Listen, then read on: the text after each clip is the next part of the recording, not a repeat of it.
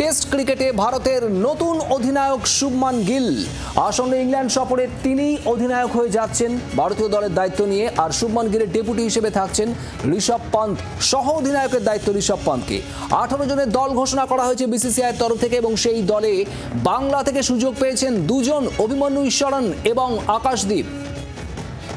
অর্কদীপ্ত মুখার্জি আমাদের প্রতিনিধি রয়েছেন আমাদের সঙ্গে। অর্কদীপ্ত, নতুন টেস্ট ক্যাপ্টেন পেল India Shubman Gill, vice captain Rishabh Pant, সব মিলিয়ে কি জানা যাচ্ছে নতুন টিম ঘোষণা নিয়ে?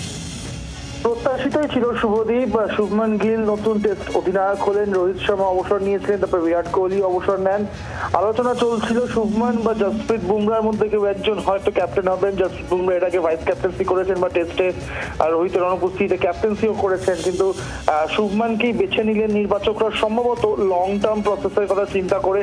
এবং বুমরা মাঝে মধ্যেই চোট আঘাত প্রবণ হয়ে পড়েন, সেক্ষেত্রে তাকে সব ম্যাচে পাওয়া যাবে কিনা সেটাও একটা বিষয় ছিল। তো শুভমানকে অনেক দিন খেলবেন, এখনো বয়স তার সঙ্গে রয়েছে, ফলে সেদিক থেকে তাকে বেছে নেওয়া হতে পারে। এবং আরো একটা খুব ইন্টারেস্টিং ডেভেলপমেন্ট যেটা হয়েছে ঋষভ পান্তকে ভাইস ক্যাপ্টেন করা। আমরা ঋষভ কেএল রাহুল টিমে রয়েছেন, রবীন্দ্র জাদেজা রয়েছেন, সিনিয়র প্লেয়াররা রয়েছেন, কিন্তু তারপর ঋষভ পান্তকে ভাইস ক্যাপ্টেন করা অবশ্যই কিন্তু তার জন্য এটা যথেষ্ট বুস্টিং একটা ফ্যাক্টর হতে পারে ঋষভ পান্তের জন্য। সব মিলিয়ে টিমটা অত্যন্ত ভালো দেখাচ্ছে এবং নতুন প্লেয়াররাও রয়েছেন এবং সেটা সবচেয়ে আনন্দের খবর।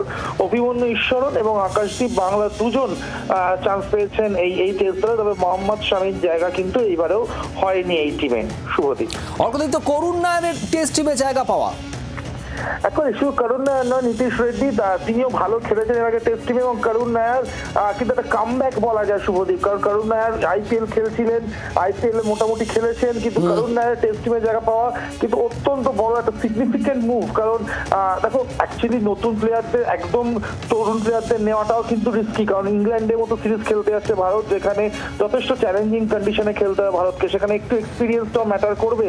সেই জন্যই হয়তো করুণ নায়ারকে নেওয়া। দীর্ঘদিন ডোমেস্টিক ক্রিকেট খেলেছেন, ভারতের হয়েও খেলেছেন, সেই জন্যই হয়তো তাকে বেছে নেওয়ার, মিডল অর্ডারটাকে আরেকটু স্টেবল করার জন্য বা একটু স্ট্রং করার জন্য হয়তো করুণ নায়ারের অন্তর্ভুক্তি। বাংলার আওয়াজ, বাঙালির আবেগ, জি 24 ঘন্টা।